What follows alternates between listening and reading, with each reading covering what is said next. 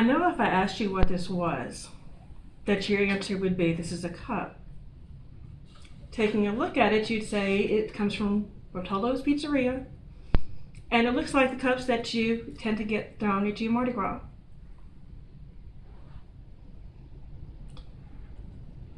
What I would tell you as a person who has been a lifelong sufferer of OCD, which is obsessive compulsive disorder, right now this is a torture device. Throughout my life, I've experienced various categories of OCD, which involve the obsessions and the compulsions that go to alleviate the anxiety. OCD changes over a lifetime, so right now, the OCD I suffer with right now on a daily basis is a bit different. It's something called just right OCD. It has no particular trigger. It has no particular obsessive thought, but rather it's a feeling that something just isn't right. When I go to put a cup like this down, it's different experience sometimes from when you go to put it down. You look at the cup, hey, I'm finished drinking out the cup, let me put it down. In my case, because of the way my brain is with obsessive compulsive disorder, because it is a neurobiological disorder, it catches me, the way I describe it, as unaware. I could put this down, and something about the sound or the vibrations which resonate into my hand just isn't right. And so I do it again and again and again. No particular number of times, but until my brain says, you know what, this is right, you can stop. There was a time in my life when these types of subtle obsessions and compulsions were more under the radar. It typically occurred when I was by myself, and that's mainly because when I'm with other people, my mind was actively engaged, even if I wasn't in conversation, or if I was watching television, attending a movie.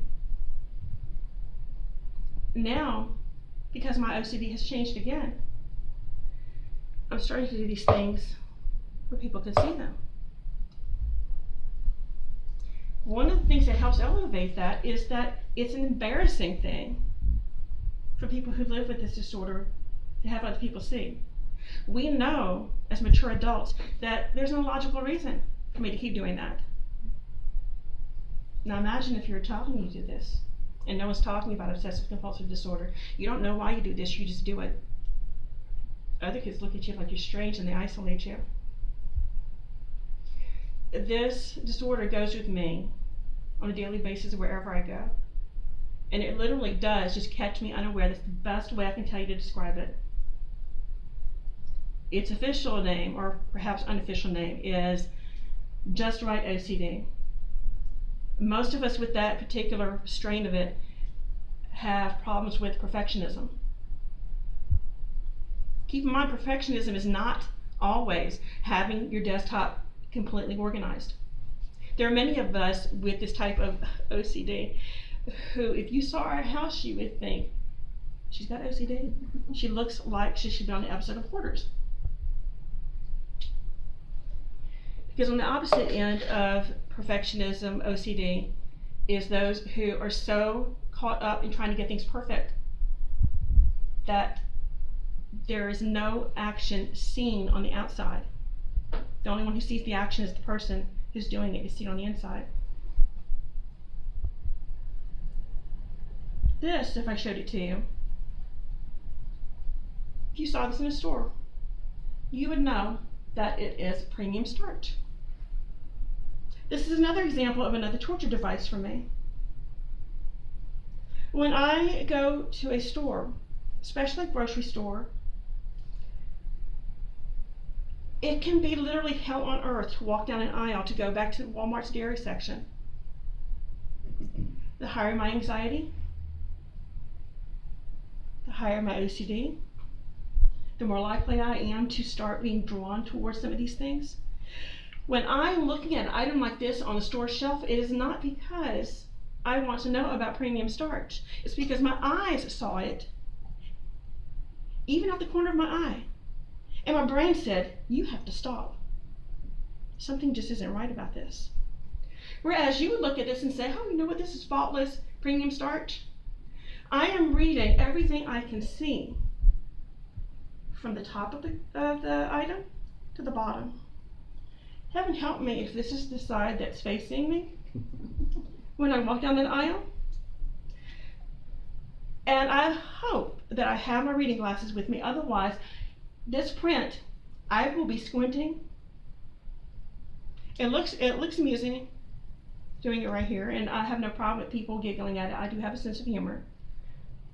The thing is, if you see me doing this out in the store, it looks normal. That's one of the problems with obsessive compulsive disorder. You might think, well, Marilyn, everyone obsesses. Everyone has compulsions. The difference between the average person's level of obsession and mine, the best way I can think of to describe that is people with average level of obsession and anxiety are snow skiing on the bunny hill. People with obsessive compulsive disorder are skiing down Mount Everest. Huge difference.